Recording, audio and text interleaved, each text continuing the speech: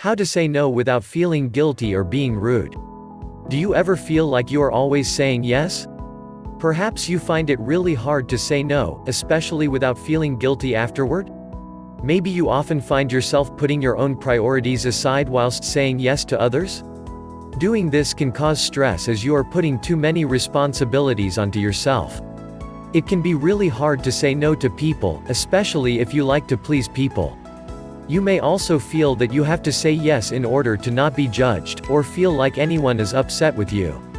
However, you do not always need to say yes, and you do not need to feel guilty for saying no either. 6 tips for saying no guilt-free. I am going to talk to you about how you can say no without feeling guilty. There are some occasions when you will want to say yes, such as if you owe someone a favor or when you have spare time and are able to help out. However, there are many times where you are well within your right to say no and without feeling guilty about it too. You can't please everyone, but as long as you are polite and respectful when saying no, there should be no problems, and if there are, that person may not be a very good friend and you should decide whether or not they respect you enough. Let's take a look at my 6 tips on how to say no without feeling guilty. 1. Acknowledge that you cannot do everything. If you always say yes, you are not going to have enough time to do anything. This will cause you stress and worry as you will not have enough time for yourself. Make sure that whatever it is you are saying yes to is something that you have time for and, most importantly, actually want to do. If you have a lot going on one day, try not to take on too much. If you have a free evening one day and the question is asked, you can say yes if you would like, but you also need to know that it's okay to say no. You will not have time for everything that you want to get done normally, let alone helping other people too. Knowing and understanding that you can't do everything and that it is okay to not do everything, will really help you when saying no to others. 2. Offer an alternative. Offering an alternative solution to someone is a great way to be able to say no to someone. Even though you cannot directly help them, you are still offering a suggestion or solution, which will help them out. As long as you can offer something that is relevant to the situation and will help the person, then this is a very useful solution to saying no. You are still being helpful to the person without saying yes and taking up your time. This is a great way to say no without feeling guilty. 3. Say no without apologizing. This can seem scary at first, however, once you know the best way of saying no to someone, without apologizing, it will seem much easier.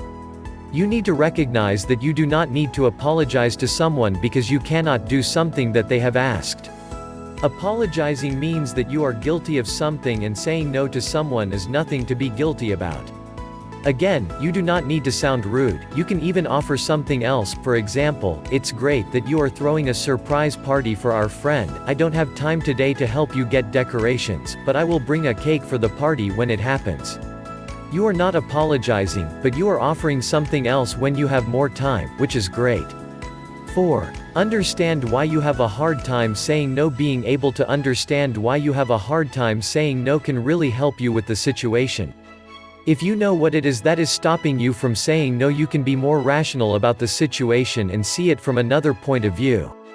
Could it be because you are worried that you will be judged for saying no?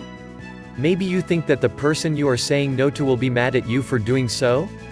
If this is the case, then you may need to leave the friendship, and surround yourself with nicer and more positive people. 5. Know your value. You need to learn your own value. Part of not being able to say no is usually because you want others' approval, or you don't want them to be annoyed at you, judge you, or feel let down by you. However, if you are depending on others' approval of you, then the chances are that you feel their opinions are more important than your own. This also means you are putting others above yourself. You need to take care of yourself and know how valuable you are. Other people's opinions of you do not define you or do your problems or mistakes. It is okay to put yourself first and value your own opinion more than the opinions of others. 6. Have a go-to phrase. Already having a rehearsed phrase then you can use when you are asked something out of the blue is extremely helpful, especially if you are not great at thinking on your feet.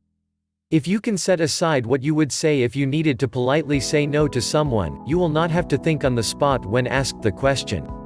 An example of a go-to phrase for this could be, "Thank you for asking me, but unfortunately, I have other commitments, so I won't be able to help you with that."